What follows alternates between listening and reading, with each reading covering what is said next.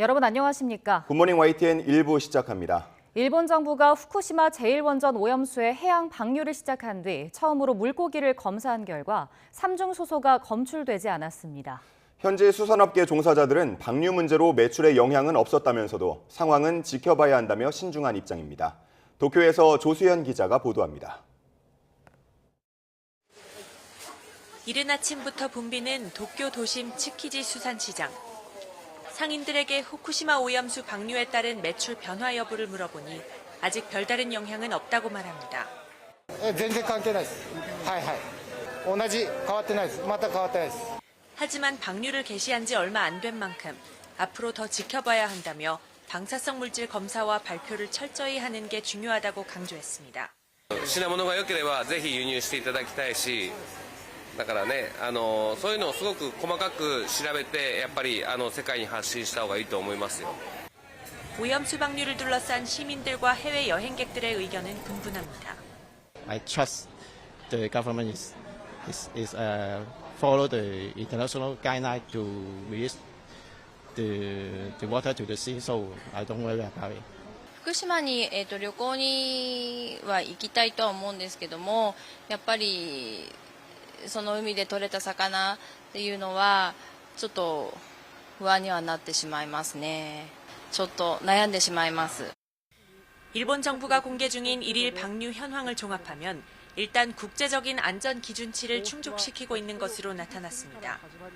도쿄전력이 원전 주변 바닷물의 삼중 수소 농도를 측정한 결과 방류 정지 기준치 이하로 나온 데 이어 방수구 인근에서 잡은 물고기를 검사한 수산청 조사에서도 삼중 수소는 검출되지 않았습니다.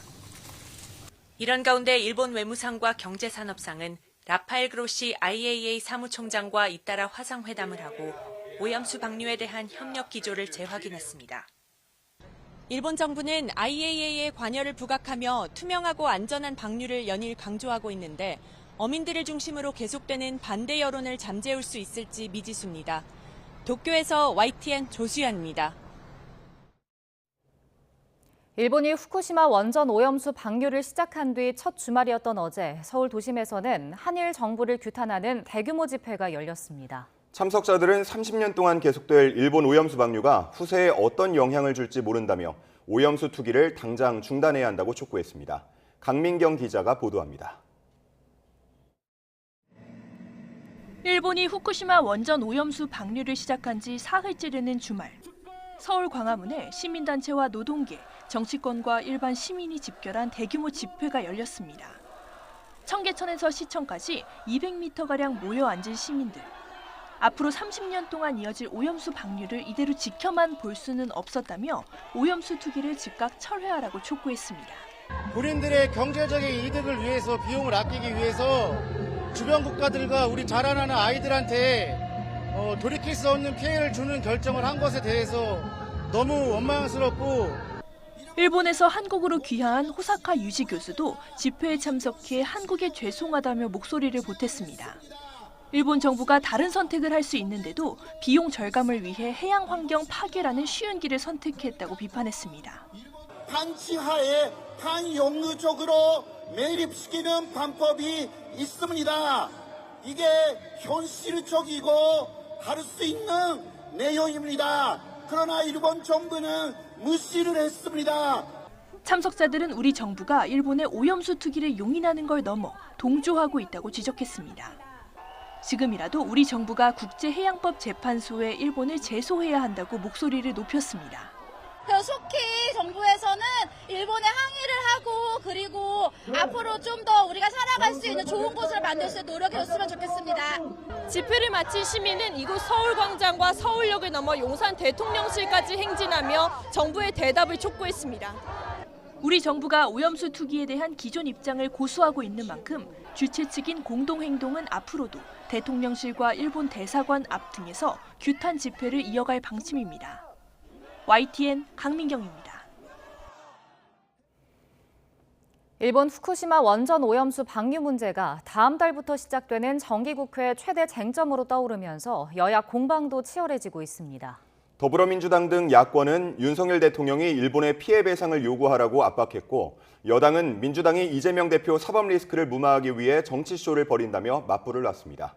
이준엽 기자가 전해드립니다. 일본 후쿠시마 오염수 방류 저지를 내걸고 100시간 비상행동 돌입을 선언했던 민주당. 촛불 집회와 행진에 이어 주말 도심에서 시민단체들과 범국민 대회를 열고 윤석열 정부가 오염수 방류에 사실상 찬성의 뜻을 밝히는 공범의 행태로 일관한다며 비판 수위를 끌어올렸습니다. 일본의 이런 폐악질을 가장 선두에서 합리화시켜주고 지지한 사람이 누굽니까? 정부 여당에 요구합니다. 권력은 잠시일 뿐이고 국민은 영원한 것입니다. 특히 윤 대통령이 일본의 책임을 명확히 물을 것을 요구했는데 정부가 예상한 관련 예산 3,700억 원이 오롯이 국민 부담이 됐다고 지적했습니다. 민주당과 정의당 의원들은 일본을 다시 항의 방문하고 일본산 수산물 수입 금지와 국내 수산업계 피해 지원을 위한 오염수 4법을 당론으로 추진하겠다고 밝히는 등 총력 대응을 예고했습니다.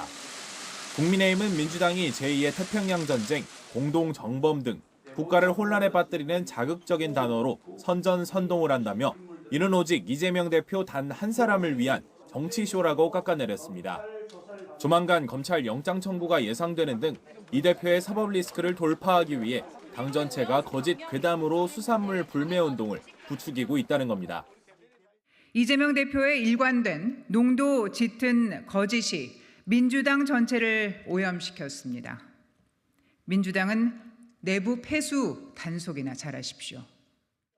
국민들의 수산물 불안을 해소하기 위한 메시지를 내는데도 공을 들이고 있습니다. 우리 수산물의 안전성은 과학적으로 입증이 되고 있다며 방류되는 오염수에 대한 철저한 모니터링과 투명한 정보 확보는 더욱 공고해질 것이라고 정부에 힘을 보탰습니다. 일본의 오염수 방류 문제는 다가오는 9월 정기국회에서 최대 쟁점이 될 것으로 보입니다. 오염수 문제를 내년 총선 최대 쟁점으로 삼으려는 민주당과 이 대표 사법 리스크를 고리로 방어선을 구축하는 국민의힘 간 충돌은 장기화 국면으로 접어들고 있습니다. YTN 이준엽입니다. 후쿠시마 원전 오염수 방류가 시작된 이후 국무총리가 대국민 담화를 발표했지만 윤석열 대통령은 별도로 메시지를 내지 않고 있습니다. 대통령실에서는 정부의 입장이 곧 대통령의 입장이라고 강조했는데 윤 대통령의 침묵에 어떤 배경이 깔린 것인지 박수정 기자가 보도합니다. 캠프 데이비드 한미일 정상 공동회견에서 일본 기자로부터 오염수 관련 질문을 받은 윤석열 대통령. 국제원자력기구 IAEA의 점검 결과를 신뢰한다며 과학에 기반해 투명하게 처리돼야 한다고 짚었습니다. 일본, 한국을 포함해서 국제사회에서 책임 있는 그리고 투명한 그런 점검이 필요하다고 생각합니다. 늘 과학적 검증이 우선이라는 입장을 밝혔던 윤 대통령은 지난달 한일 정상회담에서는 기시다 일본 총리에게 방류 모니터링 정보 공유와 한국 전문가의 점검 참여 등 3가지를 요청해 약속받기도 했습니다. 대통령실 관계자는 YTN에 방류 결정은 일본의 주권 사안인 만큼 우리 정부가 하라 말라 할 수 없다면서 다만 방류 이행이 국제 규범에 부합하는지를 따져 행동할 수밖에 없다고 설명했습니다. 원전 오염수 방류가 시작되고 한덕수 국무총리의 대국민 담화가 발표됐는데 윤 대통령의 메시지는 별도로 나오지 않았습니다. 정부를 믿고 과학을 믿어주시기 부탁드립니다. 야당은 침묵을 멈추라고 촉구했지만 대한민국 대통령이라면 침묵을 멈추고 피해 배상 책임만이라도 분명히 밝혀야 할 것입니다. 대통령실은 총리의 입장이 곧 대통령의 생각이라는 말로 일축했습니다. 다른 대통령실 관계자는 윤 대통령이 입을 여는 순간 야당의 공격이 쏟아질 것이라는 말로 메시지를 내지 않은 이유를 설명했습니다. 내용이 무엇이든 정쟁으로 만들려는 목적에 휘말릴 수 있다는 겁니다. 대통령실은 여러 과학적 근거들이 알려지면서 오염수 문제가 과거 광우병 사태처럼 심각하게 번지지는 않고 있다는 판단 아래 상황 관리를 하고 있는 것으로 알려졌습니다. 윤 대통령이 당분간 오염수 방류와 관련해 직접 입장을 밝히는 일은 없을 것으로 보입니다. 차분하게 정부가 국민을 안심시키는 작업을 계속하도록 한다는 방침인데 대통령실에서는 내년 총선을 앞두고 오염수 문제가 국정의 발목을 잡지 않도록 해야 한다는 절박감도 읽힙니다. YTN 박소정입니다. 민주당 이재명 대표와 관련된 의혹을 수사하는 검찰이 최근 측근들의 재판에서 불거진 이른바 사법방해 의혹 수사를 정조준하고 있습니다. 검찰은 민주당 인사들의 조직적 행위로 의심하는 만큼 이 대표의 구속 필요성을 따지는 과정에도 영향이 있을 수 있다는 분석이 나옵니다. 보도에 송재인 기자입니다. 서울중앙지검이 김용전 민주연구원 부원장 재판에서 불거진 위증 의혹 수사에 본격 착수한 건 지난 6월. 검찰이 특정한 불법 정치자금 수수 날짜에 김 전 부원장은 자신과 함께 있었다며 일종의 반박 알리바이를 제시한 이모 씨를 허위 증언 혐의로 입건해 수사에 나섰습니다. 그리고 2달여 뒤 과거 이 대표 선대위에서 활동했던 민주당 인사 2명과 김 전 부원장 변호인을 위증을 시킨 인물로 특정해 입건했습니다. 건물 출입 기록 등 증거 정황에 더해 이 씨도 김 전 부원장 측 요청에 따라 위증했다는 취지로 자백한 것으로 알려지면서 배후 수사에 속도가 붙은 겁니다. 특히 검찰은 위증 교사의 직접적인 목적은 김 전 부원장 구제지만 향후 이 대표 재판에까지 미칠 영향을 고려해 민주당 인사들이 조직적 차원에서 모의한 건 아닌지 의심하고 있습니다. 검찰은 수원지검에서 수사하는 사법 방해 의혹은 이 대표와 더 직접적인 관련이 있다고 보고 있습니다. 측근이자 쌍방울 대북 송금 수사의 핵심 당사자인 이화영 전 경기도 평화부지사 재판을 둘러싼 의혹이 잇따라 나왔기 때문입니다. 검찰은 이 전 부지사 변호인인 현근택 변호사를 법정 녹취록 유출 혐의로 입건한 데 이어 이 대표 주변 민주당 의원들까지 수사망에 올린 상태입니다. 측근인 박찬대 최고위원은 이 전 부지사 변호인 선임 문제로 재판이 공전하게 된 데에 개입한 의혹으로, 비서실장인 천준호 의원은 이 대표가 의혹에 연루됐는지 확인하기 위해 경기도청에서 공문을 빼내려 한 과정에 관여했다는 의혹으로 소환을 통보했습니다. 백현동 의혹으로 이 대표 영장 청구를 검토하고 있다고 밝힌 서울중앙지검과 함께 이 대표에게 소환을 통보한 수원지검이 사법방해 의혹으로 측근들을 압박하는 상황. 검찰 안팎에서는 사법방해 수사 결과가 곧 최종 수혜자로 여겨지는 이 대표의 구속 필요성을 주장하는 근거로도 작용할 거란 전망이 나옵니다. YTN 송재인입니다. 국민의힘이 고 노무현 전 대통령의 명예를 훼손한 혐의로 재판에 넘겨진 정진석 의원에게 징역 6개월의 실형을 선고한 1심 재판부 판사를 향해 정치적 판결이 의심된다고 거듭 비판했습니다. 최현철 부대변인은 논평에서 조선일보 보도를 인용해 해당 판사가 법관 임용 뒤 관여한 명예훼손 판결 35건 가운데 실형을 내린 경우는 정의원 사건이 유일한 것으로 알려졌다고 밝혔습니다. 이어 단순히 판결의 수위만 보더라도 정치적 판결이 의심되는 상황이라며 사법의 정치화는 김명수 대법관 체제에서 뚜렷해졌고 이는 국민의 불신을 자초했다고 주장했습니다.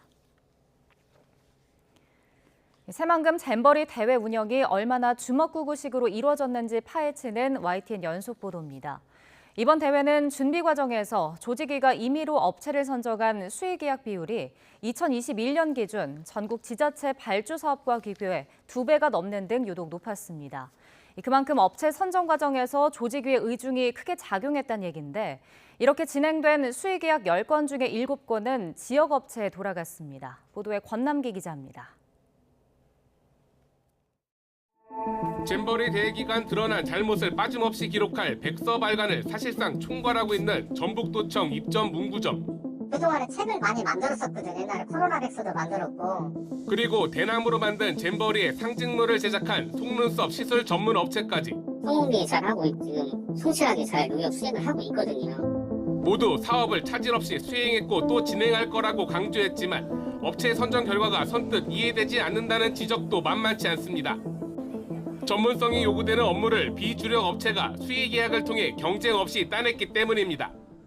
입찰을 했을 때 양질의 업체라는 걸 무슨 근거로 이제 말씀을 해주시는지 모르겠는데. 그래서 어떻게 이런 계약이 체결됐는지 관련 자료를 확보해 들여다봤습니다. 먼저 수의계약 비율. 국가전자조달 시스템인 나라장터에서 확인한 잼버리 대회 관련 각종 업무 계약은 272건. 이 가운데 경쟁 입찰을 거치지 않는 수의계약은 188건으로 70%에 육박합니다. 수기로 이뤄진 계약까지 고려하면 실제 수의계약 건수는 더 많을 것으로 추정됩니다. 이번엔 공적 영역에서 추진한 다른 사업들과 비교해 적절한 규모인 건지 따져봤습니다. 행정안전부가 분석한 2021년 기준 전국 지자체 발주 사업의 평균 수의계약 비율은 32.5%. 잼버리 대회 때 비율의 절반이 채 되지 않습니다. 그만큼 업체 선정 과정에서 잼버리 조직이 등의 입김이 일반적인 경우보다 더 컸다고 볼 수 있는 대목입니다. 특히 이렇게 진행된 수의계약 10건 가운데 7건가량이 지역 업체 몫으로 돌아간 건 앞으로 짚어봐야 할 부분이란 의견이 적지 않습니다. 잼버리 조직위에 파견된 공무원 가운데 74%가 전북도청이나 산하 지자체 소속인 만큼 일감 나눠먹기 의혹에서 자유롭지 않다는 지적이 나오는 겁니다. 물론 조직위는 선을 긋고 있습니다. 몰아주기라기보다는 여건이 되면 일을 맡길 수 있는 곳에다가 이제 업무를 맡기는 차원에서 이제 하지만 YTN 보도를 통해 잼버리 조직위가 수의계약을 유도한 정황까지 드러난 상황. 수의계약으로 업체를 선정할 때 검증은 제대로 한 건지 또 이 과정에서 유착은 없었는지 명명백백하게 밝혀야 한다는 목소리가 커지고 있습니다. YTN 권남기입니다. 더불어민주당이 육군사관학교가 홍범도 장군을 비롯한 독립운동가들의 흉상을 철거하고 백선엽 장군의 흉상 설치를 검토한다는 언론 보도와 관련해 순국 선열들이 지하에서 통곡할 일이라고 비판했습니다. 강선우 대변인은 어제 브리핑에서 이제는 독립 영웅들에게도 공산주의 프레임을 씌워 독립운동의 역사마저 지우려는 것이냐며 윤석열 정부의 저열한 역사인식이 통탄스러울 따름이라고 지적했습니다. 또 백선엽 장군은 항일 무장 세력을 토벌하기 위해 설립된 만주군 간도특설대 본부에 2009년 이명박 정부 당시 친일 반민족 행위자로 판정된 바 있다면서 육사 생도들에게 독립투혼 대신 반민족 행위를 배우라는 메시지냐고 반문했습니다. 국방부는 육군사관학교가 지난 2018년 문재인 정부 시절 만들어진 홍범도 장군 등 독립전쟁 영웅 5인의 흉상 이전을 추진하는 것은 이들이 육사의 정체성을 고려할 때 적절하지 않기 때문이라고 밝혔습니다. 국방부는 입장을 내고 공산주의 국가인 북한 침략에 대비해 자유민주주의와 대한민국을 수호하는 장교 육성이라는 육사의 정체성을 고려할 때 소련 공산당 가입, 활동 이력 등 여러 논란이 있는 분을 생도교육의 상징적 건물 중앙현관에서 기념하는 것은 적절하지 않은 것으로 평가했다고 설명했습니다. 북한이 거듭된 실패에도 불구하고 7년 만에 잇따라 우주 발사체를 발사하고 나서면서 또 다른 의도는 없는지 관심이 쏠리고 있습니다. 북한의 대륙간 탄도미사일 ICBM 개발 역사를 보면 위성 발사와 맞물려 있는데요. 이번 로켓 발사의 이면도 마찬가지일 수 있다는 지적입니다. 김문경 기자가 보도합니다. 북한이 우주 발사체라고 주장한 로켓 발사는 지난 2016년까지 계속됐습니다. 1998년 광명성 1호를 탑재한 대포동 1호를 시작으로 2009년 4월 광명성 2호를 실은 은하 2호 로켓에 이어 2012년엔 은하 3호 로켓을, 2016년엔 은하 3호를 개량한 광명성 발사가 대표적입니다. 국가 우주 개발 5개년 계획 2016년 계획에 따라 새로 연구 개발한 지구 관측 위성 광명성 4호를 궤도에 진입시키는 데 완전 성공하였다. 하지만 위성체는 제 기능을 하지 못했고 국제사회는 위성 발사를 가장한 대륙간 탄도미사일 ICBM 시험 발사로 규정했습니다. 공교롭게도 2012년 4월 북한의 첫 ICBM으로 평가받는 화성 13형 장거리 탄도미사일이 공개됐고 2016년 이후에는 화성 15형에서 18형까지 시험 발사하는 등 위성 로켓과 ICBM 개발이 맞물려 돌아갔습니다. 이 때문에 국제사회는 탄도미사일 기술을 이용한 북한의 위성 발사를 금지해왔으며 지금도 마찬가지입니다. 이번 북주장 우주 발사체 발사는 탄도미사일 기술을 활용한 어떠한 발사도 금지하고 있는 유엔 안보리 결의를 명백히 위반한 것이다. 북한은 군사 정찰 위성 확보를 위한 정상적인 발사라고 강변하고 있지만 의구심이 드는 이유도 여기에 있습니다. 위성 발사 로켓 엔진을 최근에 개발된 대륙간 탄도미사일 화성 17형 엔진 체계를 사용하고 있는 것으로 추정되는데 그동안 비행거리 1000km 안팎의 시험 발사만 하던 것을 벗어나 실제 5000km 이상의 장거리 비행이 가능한지를 시험한 것일 수 있기 때문입니다. 군사적 정찰 위성을 갖는 것도 있지만은 그러한 기술이 ICBM의 신뢰성이 높은 실질적으로 고체 라켓을 기반으로 하는 ICBM을 개발하는 게 북한의 어떤 궁극적인 목적이거든요. 지난 5월 발사한 뒤 추락한 위성체 만리경 1호를 인양해 조사한 결과 군사 정찰 위성으로 보기엔 조악한 것으로 드러나는 등 북한의 위성 발사 이면에 또 다른 의도는 없는지 지켜봐야 할 것으로 보입니다. YTN 김문경입니다. 러시아와 무기 거래서를 사실상 인정한 북한이 혈맹인 중국과도 밀착 행보에 나섰습니다. 최근엔 주중 북한 대사가 이례적으로 하나의 중국을 지지한다고 밝힌 것은 물론 하늘길을 열고 중국과의 인적 교류도 진행 중입니다. 최도희 기자입니다. 최근 들어 러시아와의 군사 협력을 가시화하고 있는 북한이 이번엔 북중 간 밀착 관계를 과시했습니다. 지난 24일 리룡남 주중 북한 대사 명의의 입장을 내고 하나의 중국 원칙 지지 입장을 밝힌 겁니다. 이 대사는 미국이 중국의 내정인 타이완 문제에 간섭하고 있다고 비난한 뒤 하나의 중국 원칙을 지지한다고 강조했습니다. 주중 북한 대사가 중국의 특정 사안에 대해 공개적으로 지지 입장을 낸 건 매우 이례적인 일입니다. 중국에 주재하고 있는 특명 정권 대사까지 내세워서 하나의 중국을 지지하는 입장을 보이고 있다는 것은 그만큼 중국 또는 러시아와의 협력이 절실하다는 상황을 지금 보여주고 있는 것이고, 이런 가운데 지난달 북한의 이른바 전승절 행사를 계기로 재개된 중국과의 인적 교류 역시 활발해지는 분위기입니다. 지난 22일엔 중국과의 하늘길도 열었습니다. 북한 국영 고려항공역에 끼는 당시 중국 베이징을 왕복하며 코로나19 확산으로 중단됐던 평양 베이징 노선을 3년 7개월 만에 재개했습니다. 북한이 육로 개방을 본격적으로 준비하는 정황도 포착되고 있는 가운데 북한 선수단은 다음 달 중국 항저우에서 열리는 아시안 게임에 출전할 예정입니다. 신의주에 과거에 볼 수 없었던 현대식 건물들이 많이 들어서고 있는 점을 볼 때 북한이 그동안 서서히 개방을 준비하고 있었다는 걸 알 수가 있겠고요. 북한 선수단의 항저우 아시안 게임 참가를 계기로 해서 더욱더 인적 교류가 북중 간에 활성화될 것으로. 일각에선 김정은 북한 국무위원장의 여동생인 김여정 노동당 부부장이 특사 자격으로 중국을 방문할 가능성까지 거론되는 등 북한은 이번 대회를 중국과의 밀착 계기로 활용할 전망입니다. YTN 최두입니다. 어젯밤 서울 은평구 주택가에서 흉기를 든 30대 남성이 경찰과 2시간 넘게 대치하다가 붙잡혔습니다. 흉기를 소지한 승객이 있다는 오인 신고에 달리던 전동차가 한강철교에 멈춰서고 대피하던 시민들은 다쳤습니다. 나혜인 기자입니다. 건장한 체격의 남성이 팔뚝길이만한 흉기를 양손에 들고 휘두릅니다. 상의를 벗은 채 자신의 가슴에 겨누는 위험천만한 모습도 보입니다. 30대 남성 A씨가 흉기를 꺼내든 건 어제 저녁 7시 반쯤. 음주 상태에서 행인과 시비가 붙은 것으로 전해졌는데 경찰관이 출동해도 위협은 멈추지 않았습니다.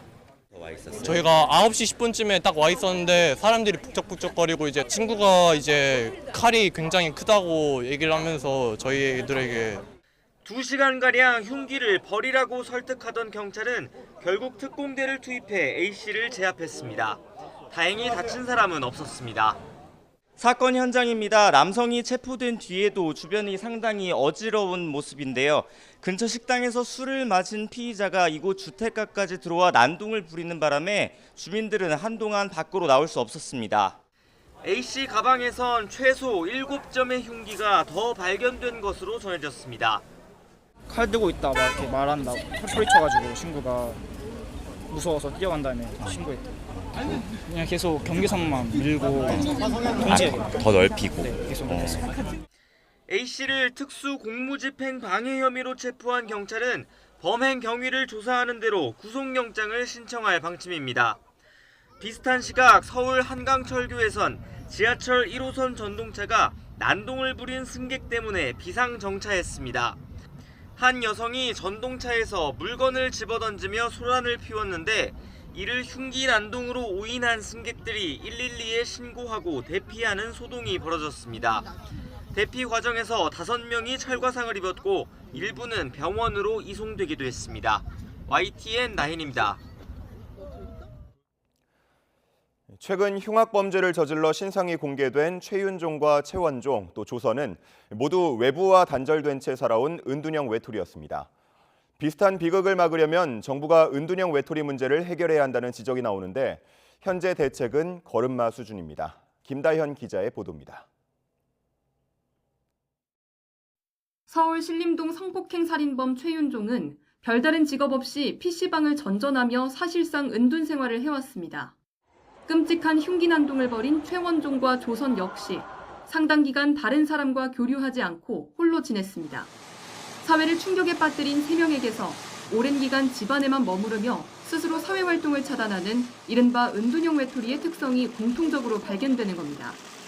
은둔형 외톨이들의 사회를 향한 불만과 분노가 왜곡돼 표출되면 범죄로 이어질 수 있다는 우려도 커지고 있습니다. 경쟁사회에 적응하지 못한 자괴감 이런 것들이 쌓여 있었는데 그래서 현실의 불만을 가지고 사회에 분노를 하는데 불지필 만한 그런 사건이 계기가 생기면 폭발할 수 있다 그런 얘기거든요. 전국 만 19살에서 34살 사이 인구의 2.4%, 20만 명에서 30만 명 정도가 은둔형 외톨이로 추정됩니다.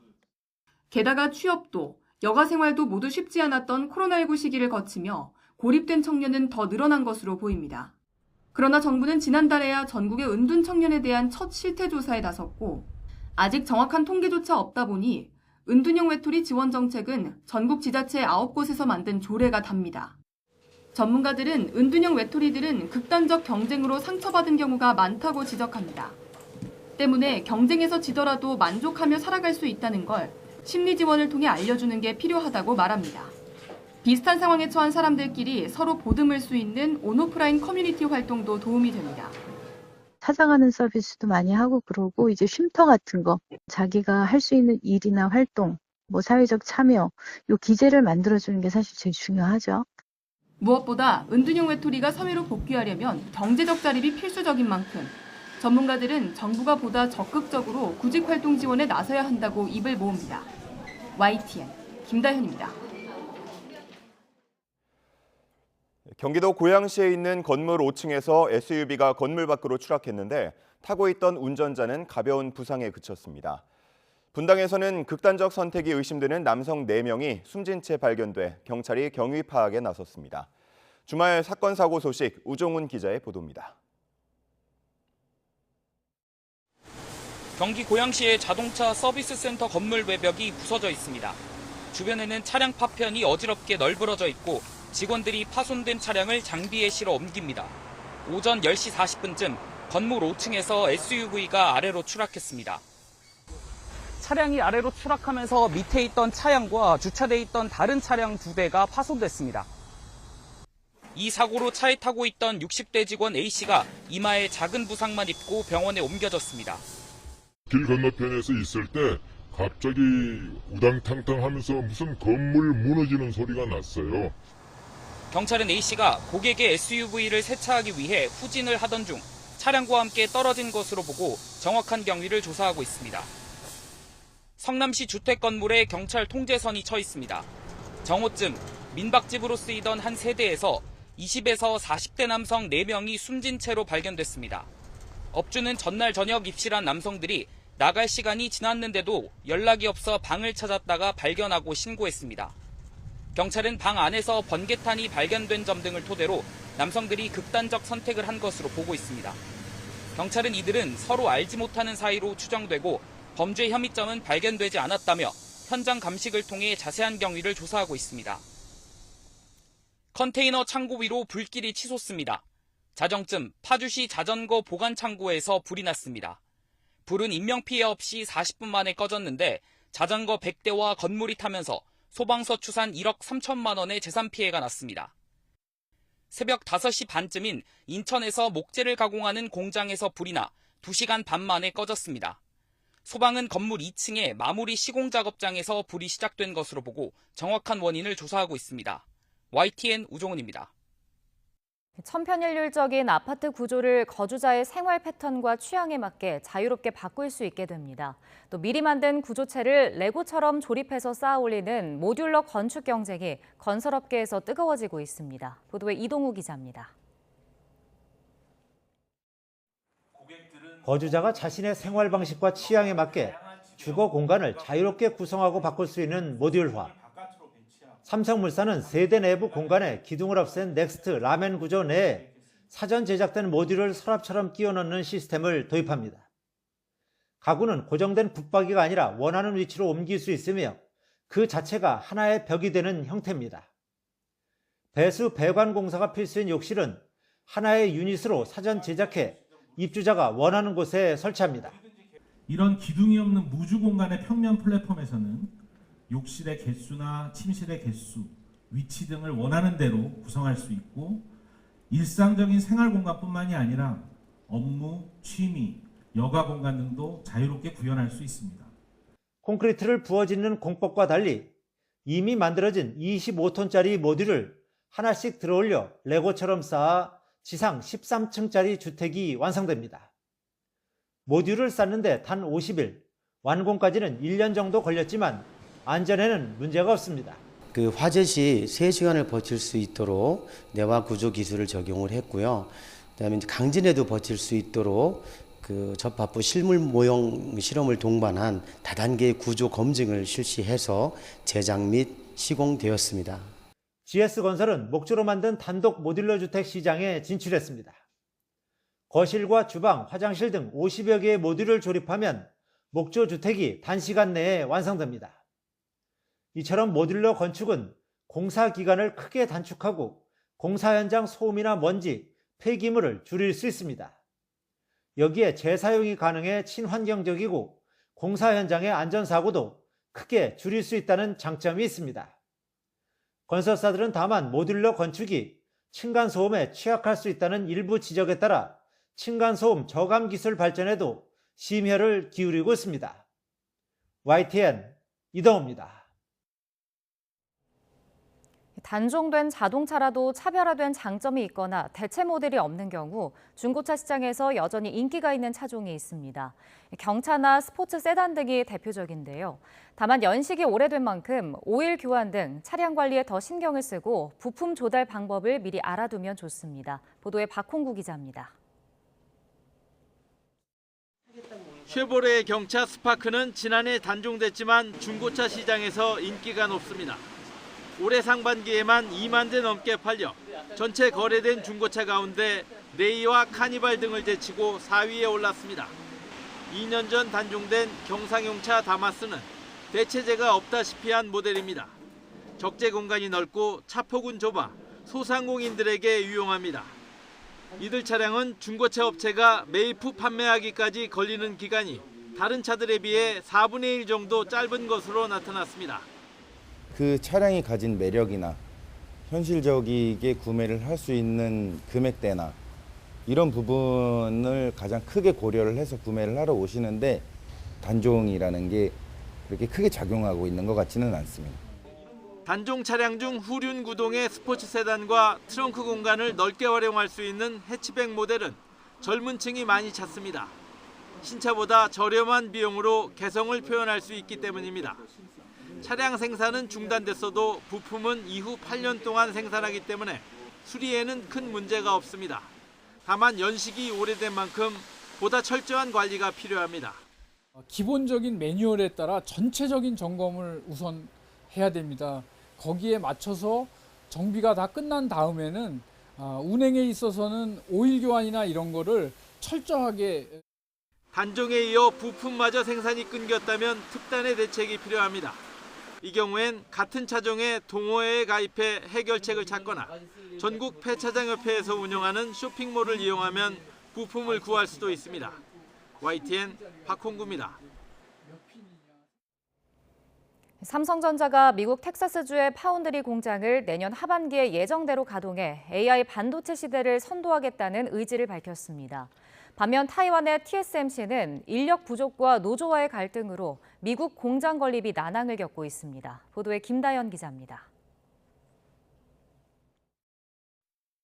삼성전자가 역대 최대 미국 투자액인 170억 달러, 약 22조 원을 들여 짓고 있는 테일러 파운드리 공장 건립 계획이 순항하고 있습니다.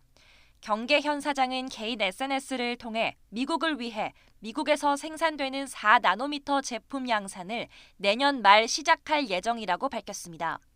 이어 새로운 칩과 패키지 기술 등으로 AI 시대의 가치를 창출하기 위해 고객과 협력해 나가겠다며 AI 반도체 시장 선도에 자신감을 드러냈습니다. 경 사장은 앞서 지난달에도 SNS에 건설 중인 테일러 공장의 사진을 게재하며 첫 번째 공장의 내장 공사가 시작됐다고 말했습니다.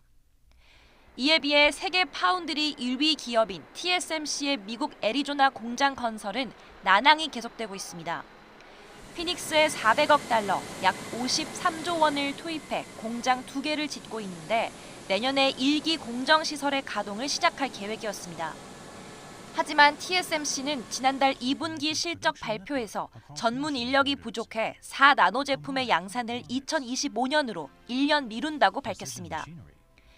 이어 이번엔 부족한 인력을 충원하기 위해 타이완에서 숙련 근로자 수백 명을 데려오겠다고 하자 애리조나 현지 노조가 반발하며 의회에 비자 발급 중단을 요청했습니다. 이 같은 공정의 차이는 이미 텍사스주 오스틴에 반도체 공장을 운영 중인 삼성전자의 노하우가 반영된 거로 보입니다. 하지만 삼성전자의 자신감이 실질적인 파운드리 경쟁력 강화로 이어질지는 앞으로 2-3년 뒤쯤에나 확인될 거라고 전문가들은 예상했습니다. YTN 김다연입니다. 올해 임금과 단체 협약에서 정년 연장 등을 요구해온 현대자동차 노조가 파업을 가결했습니다. 투표율과 찬성률이 역대 최고를 기록하면서 현대차가 5년 만에 파업에 돌입할 가능성이 커졌습니다. 허성준 기자의 보도입니다. 현대자동차 노조의 파업 찬반 투표 결과가 역대 최고를 기록했습니다. 투표율 96.92%, 찬성률 88.93%로 현대차 노조 출범 이후 가장 높은 수치입니다. 17차례나 진행된 교섭에서 회사 측이 제시안을 내놓지 않자 조합원들의 불만이 표출된 것으로 보입니다. 특히 모바일 전자투표 방식이 도입돼 투표가 쉬워진 것도 한몫했습니다. 예, 근무 중에 이제 투표를 하는 건데 쉬는 사람도 있을 것이고 영업을 하다가 뭐 투표 장소가 있는데 그것도 못 가서 못 하시는 분들도 좀 있어요. 다 해소가 되는 거죠. 이제 모바일로 하다 보니까. 현대차 노조는 임금 인상과 함께 정년 연장을 요구하고 있습니다. 현재 60세인 정년을 국민연금 수령 시기와 같은 64세로 연장하자는 겁니다. 하지만 회사 측은 정년 연장은 사회적 여론을 고려해 받아들일 수 없다는 입장입니다. 사측과 노조가 팽팽히 맞서면서 파업 가능성은 그 어느 때보다 큰 분위기입니다. 중앙노동위원회에서 조정 회의를 하거든요. 보통 일반적으로 조정 중지가 나오는데 그렇게 되면 그때부터 이제 파업권을 확보하는 거죠. 현대차 노조가 실제 파업에 나서면 지난 2018년 7월 이후 5년 만입니다. 그동안은 코로나19 확산과 일본의 수출 우대국 제외 조치 등을 고려해 파업 없이 교섭을 마무리했는데 다시 갈등 국면을 맞고 있습니다. YTN 허성준입니다. 네이버가 대화형 인공지능 서비스인 클로바 X를 공개했습니다. 모의 면접이나 글쓰기뿐 아니라 여행 동선까지 제한하는 기능을 담았습니다. 보도에 최기성 기자입니다. 네이버가 공개한 클로바 X 화면입니다. 자기소개서 파일을 올리면 모의 면접을 진행할 수 있습니다. 지금 매우 친절하게 질문하지만 더 엄격하게 질문해줘 하면 그렇게도 반응할 수 있습니다. 그 외에도 이 도구를 어떻게 써서 어떤 활용을 할지는 말 그대로 열려 있습니다. 업무보고서 초안이나 블로그글 작성도 인공지능이 대신할 수 있습니다. 최신 정보를 바탕으로 여행지 정보를 추천하고 렌터카 예약까지 한 번에 진행할 수 있는 서비스도 내놨습니다. 클로바X의 한국어 데이터 학습량은 챗 GPT보다 6,500배 더 많다고 네이버는 주장합니다. 한국어를 굉장히 많이 학습한 초대규모 언어 모델입니다. 그 결과 우리의 언어와 문화, 맥락을 정말 잘 이해하고 있는데요. 경쟁사인 카카오도 기술 개발에 속도를 내고 있습니다. 지난달에는 이미지 생성형 인공지능인 칼로 2.0을 공개한 데 이어 코 GPT 2.0 공개도 앞두고 있습니다.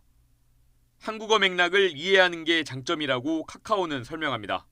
지난 21년 말 한국어를 사전적, 문맥적으로 이해하여 이용자 의도에 적합한 답변을 제공하는 한국어 특화 모델인 코GPT를 선보였으며 연내 발전된 코GPT 2.0을 공개할 계획입니다.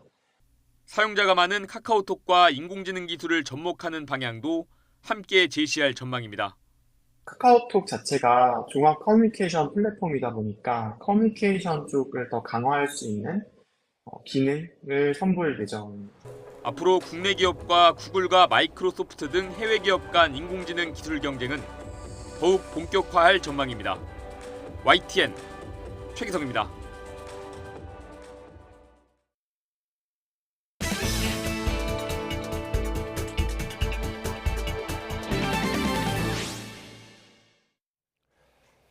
최근 상온 초전도체의 검증을 둘러싸고 과학계가 뜨거운 논쟁을 벌인 데 이어 이번에는 맥신이라는 소재가 주목받고 있습니다. 획기적인 성능으로 2차 전지의 전극 소재를 비롯한 다양한 분야에 쓰임새가 큰 신소재인데 다만 상용화까지는 넘어야 할 산도 큽니다.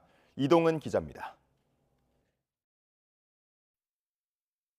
이른바 꿈의 신소재로 불리는 맥신.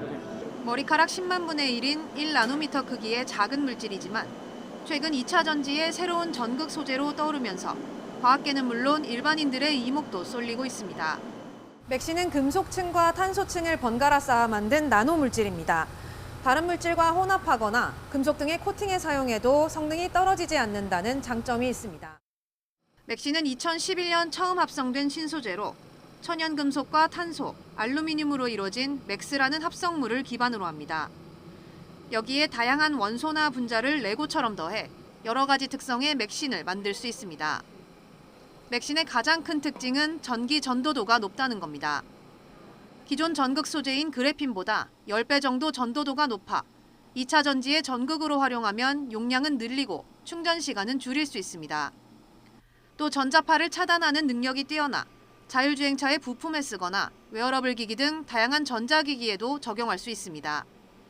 특히 맥신은 구성물의 조합에 따라 도체나 반도체, 자성 소재에 이르기까지 자유자재로 특성을 바꿀 수 있습니다. 저희가 그 원자 구조나 원소를 어떻게 설계하냐에 따라서 다양한 특성들을 구현할 수 있기 때문에 어떤 특정 산업 또는 특정 응용 분야가 아닌 굉장히 광범위한 분야에 대해서 활용이 가능하지 않을까 생각을 하고 있습니다. 하지만 맥신이 상용화되기까지는 안정성 확보와 생산 비용 등 아직 넘어야 할 산이 많습니다. 전문가들은 현재 맥신의 연구가 활발히 이루어지는 것은 맞지만 적어도 5년에서 10년 정도는 지나야 유의미한 형태의 상용화 제품이 나올 것으로 내다봤습니다. YTN 사이언스 이동훈입니다. 은행 업무가 대부분 모바일, 비대면으로 이루어지면서 어르신들의 불편이 더욱 커지고 있습니다. 금융권에서도 이들을 위한 디지털 금융교육에 힘을 쏟고 있는데요.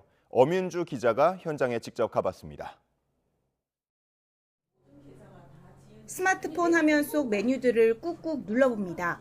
작은 글씨를 보기 위해 안경도 연신 고쳤습니다. 이체를 눌렀어도 3시간 동안 실제로는 돈이 안 나간다는 네, 얘기죠? 맞습니다. 계속 함부로 지정하면 안 되니까. 네, 맞아요. 은행이 제공하는 시니어 디지털 금융교육 수업을 듣기 위해 지역 센터로 어르신들이 모인 겁니다. 2시간 동안 진행되는 이 수업에서 어르신들은 모바일 뱅킹 개설부터 이체, 디지털 금융사기 피해 예방 방법을 배웁니다. 최신 기술력에 대해서는 좀 취약한 부분을 드러내고 있습니다. 이러한 부분을 보강시키기 위해서 디지털이라는 금융에 대한 어떤 독립 변수를 조금 두고 좀 더 강화할 수 있는 디지털에 대해서 보조교사가 옆에서 꼼꼼히 알려줘서 어르신들도 금세 모바일 업무를 익힐 수 있습니다. 앞에서 설명해 주신 걸 또 보조해 주시는 분이 옆에 와서 직접 옆에서 같이 이렇게 하면서 가르쳐 주시니까 훨씬 더 기억이 잘 남고 쉽게 이해가 갔습니다. 시니어들이 사실 앱들을 하나씩 보면서 쉽게 내가 이렇게 인지하기 쉽지 않거든요. 오늘 같은 이런 프로그램들이 있어서 그리고 책자도 마련이 돼 있고요. 하나하나 천천히 가르쳐주고 아예 어르신들에게 친숙한 매체인 TV를 이용해 공과금을 내는 방법을 개발한 은행도 있습니다. 점포가 점점 더 줄어드는 만큼 집에서 편리하게 리모컨을 통해 내도록 하는 겁니다. TV라는 것은 이제 어르신들이 쉽게 이용하실 수 있는 디바이스이기 때문에 그쪽에서 이제 금융을 하시면서 실제 공과금을 납부하시고 간단한 은행 거래를 하실 수 있게. 처음이라 헤매기도 했지만 자, 그럼 이제 주민세 납부해볼게요. 이게 아마 영업점까지 굳이 찾아가지 않아도 돼 좋다는 반응이 대다수입니다. 실제로 해보니까 이제 뭐 이 무더운 날씨에도 그렇고 또 많이 비가 오는 날에도 은행에 일부러 가지 않고 이렇게 자동 납부할 수 있어서 참 편하고 좋은 것 같습니다. 기술은 갈수록 고도화되는 가운데 어르신들의 디지털 소외감은 더 심해지는 요즘 이들을 위한 금융권의 노력도 잇따르고 있습니다. YTN 엄윤주입니다. 검찰에 출석해 머그샷까지 찍은 트럼프 전 대통령이 자신의 수모를 지지율 제고와 정치자금 모금에 이용하고 나섰습니다. 바이든 대통령은 머그샷을 가리켜 잘생긴 사람이라며 농담을 던졌습니다. 류재복 기자의 보도입니다. 티셔츠에 인쇄된 트럼프 전 대통령의 모습입니다. 잔뜩 찌푸린 얼굴 아래 수감 번호까지 구치소에서 찍었던 머그샷입니다. 철창에 갇힌 모습을 새긴 머그잔도 눈에 띕니다. 트럼프 지지자들이 만든 기념 상품의 판매가 시작된 것입니다. I would wear one. Yeah, it's funny. It's like the whole political scenario in the U.S. is really comedy at this point, so it's funny. 손님이 원하면 가게에서 머그샷을 직접 인쇄할 수도 있습니다. 머그샷을 새긴 티셔츠는 $34, 커피잔은 $25로 값이 매겨졌습니다. 판매 수익은 대부분 트럼프 전 대통령 정치 자금으로 들어가는데 수익률이 50%를 넘을 것이란 예상입니다. In the past, having Trump's likeness on an item has not really been a high selling point. So maybe now that it's a mugshot, it might be a different story. 트럼프 전 대통령은 구치소 측이 머그샷을 강요했다며 편안한 기분이 아니었다고 밝혔습니다. 휴가 중인 바이든 대통령은 가벼운 농담을 던졌습니다. Have you seen Donald Trump's mugshot yet? Mr. President, are you worried at all about that? I did see it on television. What'd you think? Handsome guy. 트럼프 전 대통령은 자신의 머그샷이 바이든 정부의 선거 개입과 정치 탄압의 결과물이라고 비난했습니다. 동시에 정치 자금 기부와 상품 구매를 독려하며 지지율을 올리고 선거 자금을 모으겠다는 의지를 숨기지 않았습니다. YTN 유재복입니다.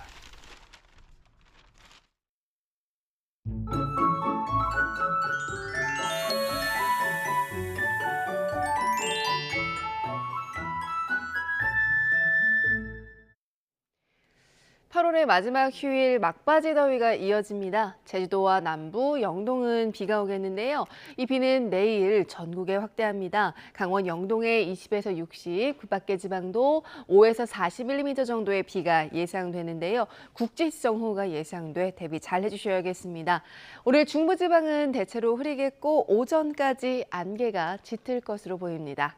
여전히 전남과 영남 일부, 홍천에는 폭염주의보가 이어지고 있습니다.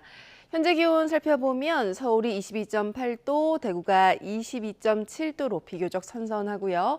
낮 기온 살펴보면 서울이 29도, 청주, 대전 30도, 대구와 창원 31도까지 오를 것으로 보입니다. 날씨였습니다. 이상으로 굿모닝 YTN 1부 마칩니다. 잠시 후 5시 50분 2부에서 뵙겠습니다.